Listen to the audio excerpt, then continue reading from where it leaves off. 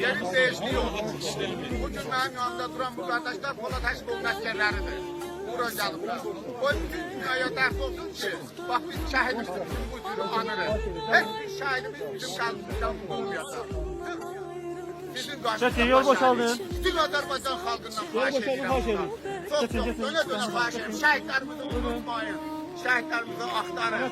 Şehitlerimizi evlerinden gedin. Ruhun şad olsun. Cənab Generalımız. Her bir Azerbaycan xalqına xahiş edirəm.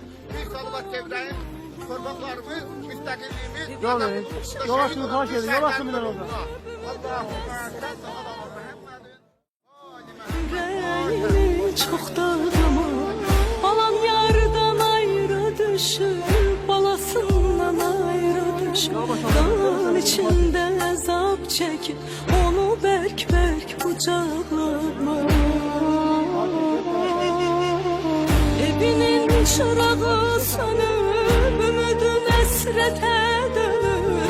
Gözlerin kanla dolu, kurbanın oğlum ağlama.